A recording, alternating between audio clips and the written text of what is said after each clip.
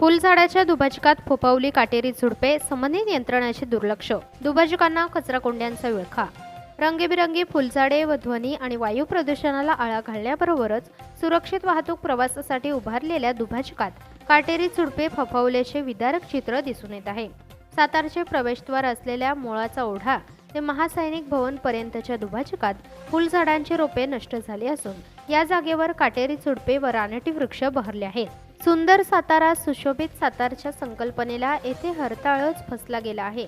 गेल्या अनेक वर्षांपासून त्या दुभाजकातील फुलझाडे गायब झाले आहेत. संबंधित यंत्रणेच्या गलथान कारभारामुळे दुभाजकातील रंगीबिरंगी मनमोहक फुलझाडांना सातारकर मुकले आहेत. दुभाजकामधील फुलझाडे लागवडीसाठी तयार करण्यात आलेल्या जागेत आता भटक्या कुत्र्यांनी आश्रय घेतला आहे. लाखो रुपये खर्च करून दुभाजकांमध्ये पोयटा माती टाकून काही वर्षांपूर्वी या दुभाजकात फुलझाडे लावली होती. काही काळ या दुभाजकातील फुलझाडे डौलाने बहरली. या मार्गावरून प्रवास करताना नागरिकांना व प्रवाशांना प्रवास सुखद वाटत होता, मनाला प्रसन्न वाटत होते.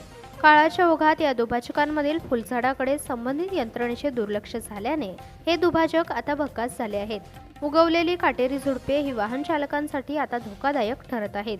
वाढलेली झाडे दुभाजकांच्या बाहेर आल्याने वाहन चालकांना वाहन चालवताना मोठी कसरत करावी लागत आहे.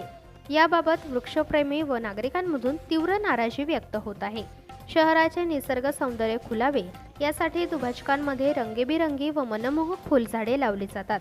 सातारा शहरातील विविध भागात असणाऱ्या दुभाजकांमध्ये दरवर्षी विविध फुलझाडांची लागवड केली जाते. फुलझाडाच्या निकोप वाढीसाठी दुभाजकात पोयटा म्हणजेच गाळाची माती टाकली जाते. यासाठी लाखो रुपये खर्च केले जातात.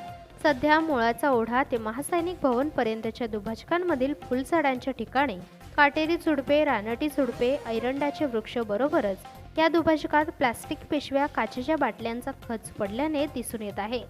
या दुभाजकाचे आता कचराकुंडीत रूपांतर झाल्याने या मार्गावरून प्रवास करणारे नागरिक, विशेषतः वृक्षप्रेमींमध्ये संतापाची भावना निर्माण झाली आहे.